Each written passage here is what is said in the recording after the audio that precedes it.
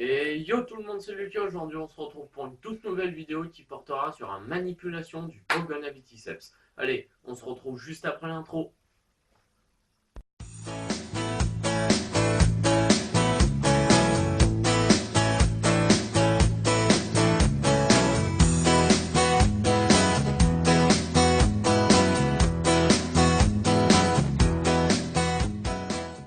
Alors, pourquoi est-ce que je vous fais cette vidéo? Donc, cette vidéo, déjà, je m'en suis inspiré parce qu'en fait, c'est en regardant la vidéo sur la fiche d'élevage du Pogona viticeps que j'avais fait il n'y a pas si longtemps de ça, et je me suis rendu compte que je parlais pas beaucoup ou pas, pratiquement pas de manipulation sur les Pogona viticeps. Donc du coup, je me suis dit, je vais consacrer une vidéo entièrement à ce sujet-là.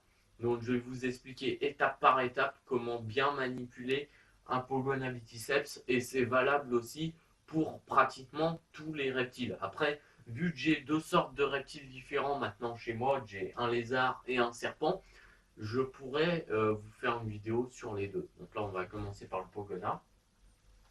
Elle vient de me gober un criquet, là, c'est exceptionnel.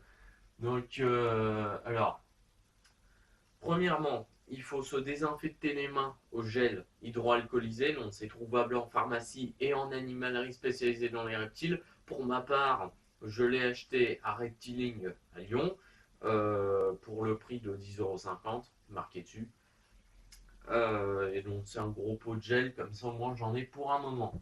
Donc je l'ai acheté en même temps que le serpent. Donc, alors, première étape, vous désinfectez les mains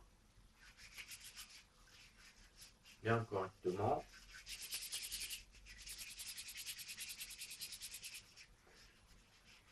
Alors oui, c'est pas très agréable. Pourquoi? Parce que ça pue. Mais sauf que le problème, si vous ne désaffectez pas les mains, il peut y avoir de la transmission de bactéries. Parce qu'en fait, si vous voulez, les reptiles sont porteurs sains de bactéries. Donc ça veut dire porteurs de maladies sans être malades de cette maladie. Donc c'est un petit peu un problème dès qu'on ne désinfecte pas les mains. Parce que les reptiles peuvent nous transmettre leur maladie à nous. Et nous, en inversement, on peut leur transmettre aussi des maladies. C'est pour ça qu'il faut toujours bien se laver les mains avant et après chaque manipulation. Et pas vite fait, je passe mes mains sous l'eau sans savon. Non, c'est soit avec le gel hydroalcoolisé, soit avec du savon qu'on a dans les cuisines, machin, on en a tous chez nous. Donc faites-le, parce que sinon vous allez attraper des cochonneries, mais ce sera pas possible. Voilà, ensuite vous ouvrez la vitre forcément. Donc Ambre est là-bas, donc je vais aller la choper au point chaud. Allez, viens là. Oui, je sais, je sais. Attends. Donc là, par exemple, dès que les Pogonas sont dans cette position, je ne sais pas si vous voyez sur la caméra, mais je pense que oui. Donc là, dès qu'ils sont dans cette position, en fait, il faut tout simplement venir mettre sa main sous l'espèce de barbe qu'ils ont en dessous du cou, comme ça. Et ensuite, avec votre main qui est libre, venir soulever la queue. Ensuite, avec la main qui est en dessous de la gorge, vous allez venir chercher sous le ventre. Et voilà. C'est tout simple. Par contre, je préfère prévenir un lézard, ça veut, voilà, elle est casée là, elle est plaquée, elle ne bougera plus.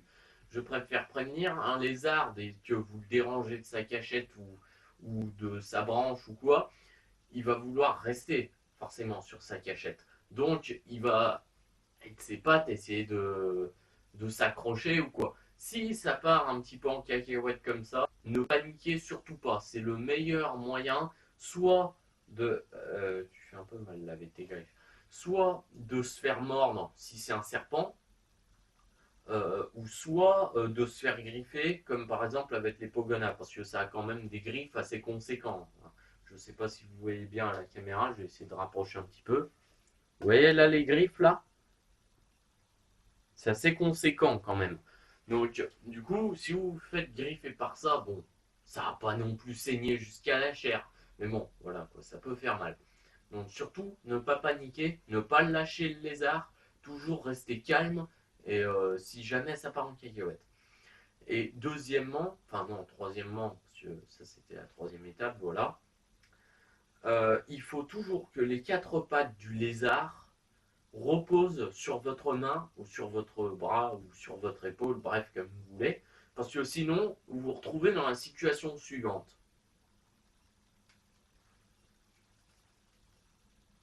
Vous voyez ou pas? Je sais pas si vous avez vu, je vais essayer de reproduire. Attendez, bougez pas. Aïe, tu fais mal là. Vous avez vu? Elle n'a plus de point d'appui à ce moment-là. Et en fait, c'est ça qui va engendrer soit du stress pour l'animal, soit une perte d'équilibre, et hop là, elle tombe par terre. Et là, par contre, ça peut aller mal, très mal pour l'animal. Donc, c'est pour ça qu'il faut faire vraiment très attention à ce que les quatre pattes de votre animal reposent sur votre main, sur votre bras ou sur votre épaule. D'accord? Donc ensuite, un pogona au maximum, c'est... Enfin non, un pogona c'est très... comment dire? C'est très sociable en fait. Ça se laisse manipuler fréquemment, on peut y manipuler tous les jours sans problème, mais il faut s'y prendre correctement et il faut toujours mettre en confiance l'animal avant. Donc le caresser ou sinon lui montrer que c'est nous, quoi, c'est pas un criquet. Donc voilà. Ensuite, un pogona, ça peut rester au maximum. Moi, le grand maximum que j'ai entendu parler et que j'ai constaté par moi-même, c'est 45 minutes, facile 1 heure. Mais bon, au bout de 45 minutes, ça commence à partir un peu dans tous les sens. Donc à ce moment-là, il faut le remettre dans son terrarium et il ne faut pas se balader de partout avec. Il faut rester au minimum dans la même pièce où est placé le terrarium. Parce que sinon, après, si jamais il y a un cas d'urgence qu'il faut vite la remettre dedans ou quoi, il faut vraiment que vous soyez à côté, quoi. Donc voilà. Ensuite, dès que vous avez fait ce que vous avez à faire, par exemple une observation sur la mue ou quoi que ce soit d'autre, euh, vous la remettez tout simplement dans le terrarium. Donc moi, j'utilise cette technique, tout simple, hein. Je laisse aller l'animal. Donc, je place ma main dans le terrarium comme ça. Bon, là, elle est vite descendue. Donc, je place ma main dans le terrarium.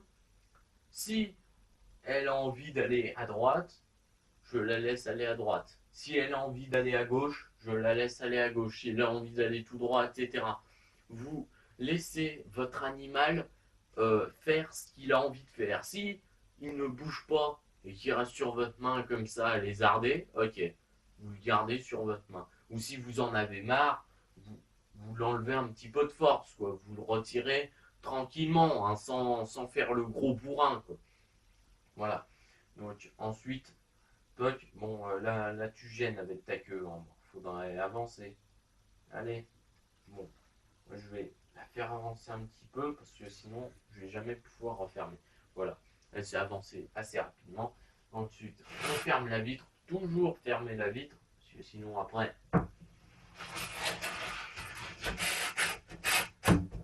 Et voilà. Donc j'espère que cette vidéo sur la manipulation du Pogona Viticeps vous aura plu. Je vais faire une vidéo aussi sur la manipulation des Pantherophis jutatus ou plus communément appelés serpents des blés. Donc voilà. Et puis si vous avez aimé la vidéo, n'hésitez pas à mettre le pouce bleu. Et puis si ce n'est pas déjà fait, abonnez-vous. Allez, ciao!